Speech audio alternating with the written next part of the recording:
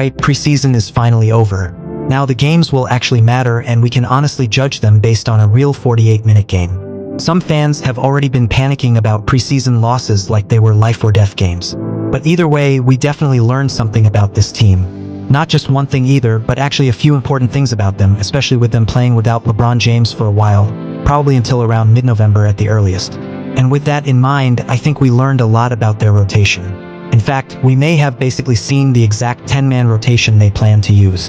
They even confirmed their opening day starting lineup, which surprisingly includes Gabe Vincent. Whether that stays the same is another argument, but that is how they are starting. So we learned that, plus more about how they want to rotate players, how they plan to play, what kind of defense they want to run, and what schemes they'll be using on both ends of the floor. So we're going to break all of that down during today's video, going through the most important parts. 1. I think we learned about their team throughout the entire preseason and training camp. So without waiting any longer, let's start with the thing I basically hinted at, their starting lineup. Yes, they did officially reveal it. The coach confirmed last night that the same lineup from their final preseason game will be the one they open with on opening night against Golden State. And that group is the 5-man combo of Austin Reeves, Gabe Vincent, D'Angelo Russell, Rui Hachimura, and Anthony Davis. Yes, it is only a temporary lineup. It will not be the same once LeBron comes back. And honestly, it could even change again before that. A lot of people thought Jared Vanderbilt might take that 5th spot. Others guessed maybe Max Christie or even Cam Reddish, but it ended up being Gabe Vincent. And if you actually watched preseason, you really shouldn't be surprised.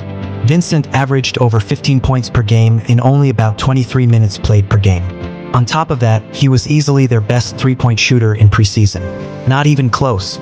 He was easily their best player on the team throughout preseason. He even dropped 18 points in the first quarter against Dallas earlier this week.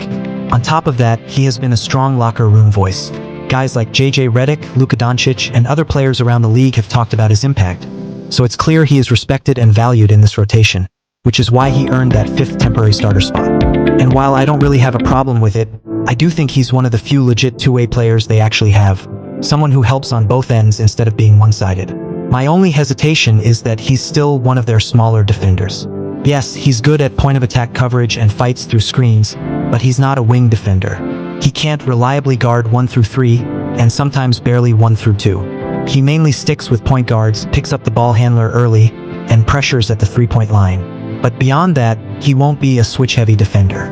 He's not someone you want switching 1 through 5. He's not someone you want stuck guarding wings or taking on the toughest matchups on the floor no matter the position. That is not the role Gabe Vincent will or can fill defensively. That is basically my only hesitation with it. Other than that, I don't really have a problem with him offensively. He may not be the most consistent 3-point shooter over a full season, but he was clearly very good in preseason. If he keeps even part of that level, he'll fit fine. He can play both on the ball and off the ball, which works next to Luka Doncic and Austin Reeves. So I'm not against it there at all. But with the defensive limitations, and with guys like Jared Vanderbilt or even more versatile defenders eventually offering better coverage, they might have to switch lineups depending on the matchup. But overall, I'm not against the move, and I think he legitimately earned extra minutes with his preseason play. Though really, I think what we learned was more about their full rotation, not just the starters, because the starting lineup honestly does not matter that much at the end of the day. The real question is who gets the most minutes and who will actually finish games for them, which might or might not include Gabe Vincent.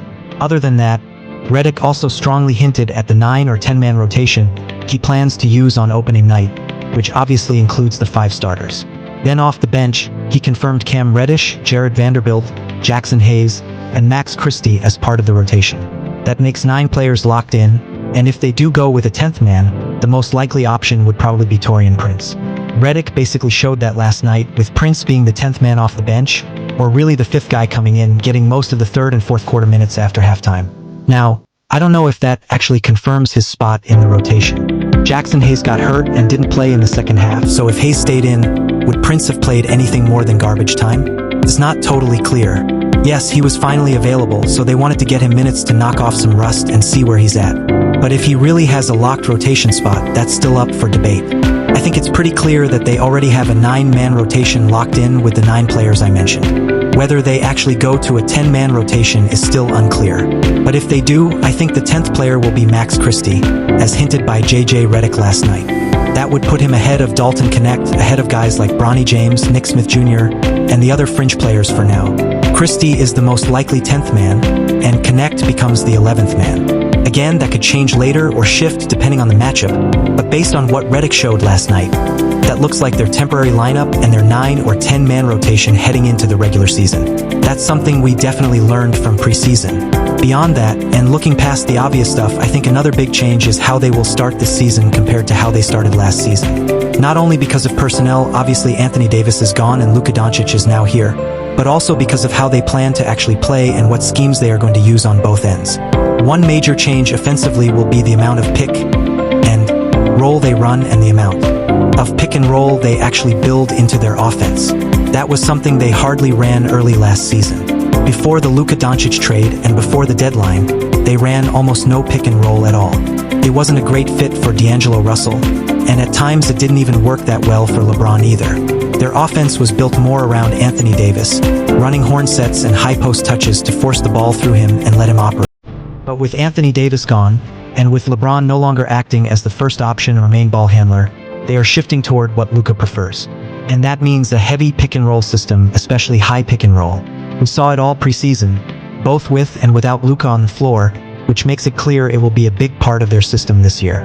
It's not something Redick personally loves, since it can limit how many other offensive sets you can run, especially if every possession starts that way. But it's clearly going to be a major feature of their offense. And with Luka Doncic preferring that style, it really shouldn't surprise anyone. The NBA doesn't track preseason pick and roll usage, but they do track it during the regular season, so we can look back at last year to see how rarely they actually used it. You can't fully separate pre-deadline versus post-deadline numbers, but the stats still give a clear idea that they barely used it compared to how often they likely will this season. Last year, they ran pick and roll only about 15.9% of the time, which put them in the lower half of the league, and that even includes the part of the season after Luka arrived. So they definitely were not a pick and roll heavy team at all.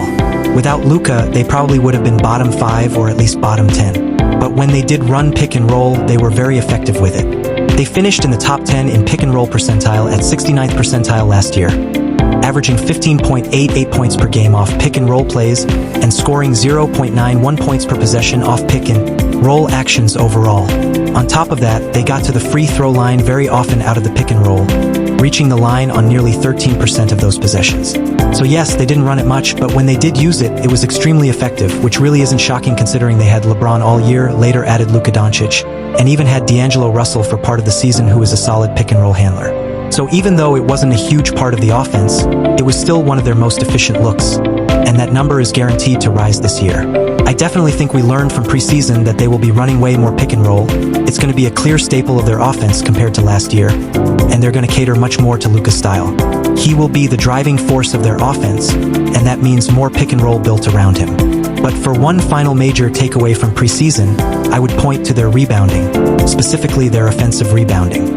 Last year, for example, they were a very weak offensive rebounding team, grabbing only 9.7 per game as a whole team, which ranked them bottom 4 in the entire NBA. And I think they showed that they clearly have a much higher ceiling with offensive rebounding this year. Just between DeAndre Ayton and Jackson Hayes in preseason, even while only playing a combined 40 minutes per game, they grabbed nearly half of last season's offensive rebounds on their own. Together, they averaged 4.8 offensive boards per game, with Ayton getting 2.4 and Hayes getting 2.4 as well. Hayes in only 16 minutes and Ayton in just 24. So the fact that those two alone are getting nearly half of last year's offensive rebound total, while playing a fraction of the minutes they'll get in real games, is a pretty strong sign of how much better they can be. And it's not just the offensive boards. Their total rebounding already looks upgraded. Ayton was a rebounding machine in preseason, grabbing around 9 per game in only 24 minutes. If you stretch that to a per 36 rate, that's nearly 13 rebounds per game. And with him likely playing between 28 and 32 minutes per night, he should easily average double numbers, somewhere between 13 to maybe 16 points per game, plus around 11 to 13 rebounds per game, which will help them on both ends of the floor. And with Jackson Hayes adding weight, reportedly 10 to 15 pounds of muscle over the summer, which was obvious in preseason, that gives them even more rebounding upside. Add in a healthy Jared Vanderbilt, who is a great rebounder as well, averaging about 11 rebounds per 36 minutes for his career and around 2 offensive rebounds per game, and that front line suddenly looks a lot stronger. Then you factor in guys like Jake LaRavia, who's a solid rebounder, and Rui Hachimura, who who can be won when he's locked in. LeBron will help when he returns, Luka Doncic obviously rebounds well for his position, and even Austin Reeves is a pretty good offensive rebounding guard. I think their rebounding ceiling, especially on the offensive glass, is way higher than last year and could be a sneaky area of real improvement. So between the rebounding jump on both ends, the expected spike in pick-and-roll usage that will better fit their roster, and the rotation basically being revealed, both. Their 9 and possibly 10-man rotation and their starting lineup officially being confirmed along with it. That is what we learned through preseason. Yes, there are other smaller details people can nitpick or debate that may or may not actually stick, but these 4 or 5 things feel guaranteed and should show up early in the regular season. But with all that said, what do you guys think? What do you think preseason actually told us about this team? Was it their rotation, an individual breakout, or something from a team perspective that you noticed? Let me know your thoughts in the comments below. That's gonna wrap this one up.